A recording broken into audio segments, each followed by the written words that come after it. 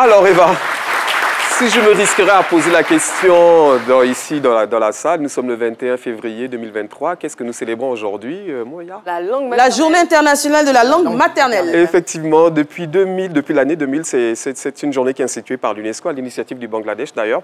Et le thème de cette année, c'est l'éducation multilingue est un pilier de l'apprentissage intergénérationnel. Et c'est un thème évocateur d'ailleurs, Eva, quand on sait que, on le verra sur le tableau, 40% des habitants de la planète n'ont pas accès à un enseignement dans une langue qu'ils parlent ou qu'ils comprennent.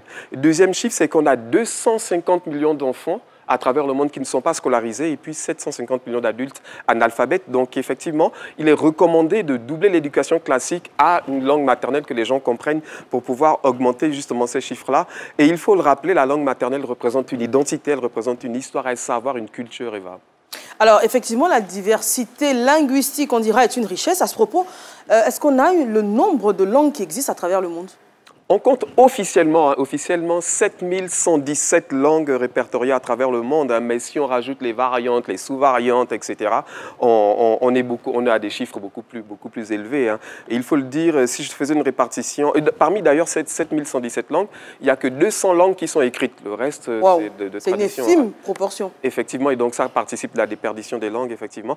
Et si on se risquait à faire un classement par continent, là le tableau n'est pas le bon, on dirait que l'Asie arrive en première place avec 2294 langues, donc 32%. Ensuite, l'Afrique en deuxième position avec 2144 langues. Et puis l'Océanie. Mais l'Europe arrive en dernière position parce qu'ils n'ont que 287 langues répertoriées, soit 4% des langues parlées dans le monde. Et puis, le pays qui détient le record de langues le plus parlées sur leur territoire, c'est un tout petit pays qui s'appelle la Papouasie-Nouvelle-Guinée avec 840 langues. 840 langues. En Côte d'Ivoire, d'ailleurs, on a quoi? Environ 60... Une soixantaine, 60 à 70 langues. La soixantaine, 65, 60. Alors, justement, quelles sont les langues les plus parlées à travers le monde? Alors, si on fait un top 10 des langues les plus parlées à travers le monde, bien entendu, en première place, on a l'anglais avec 1,4 milliard de personnes qui parlent cette langue. Ensuite, le mandarin avec 1,2 milliard. On a ensuite l'hindi en troisième position. L'espagnol, on a 560 millions de personnes à travers le monde qui parlent espagnol. Après l'espagnol, on a l'arabe, on a le bengali. Le français arrive en septième position. Après le français, on a le russe, le portugais et puis l'ourdou.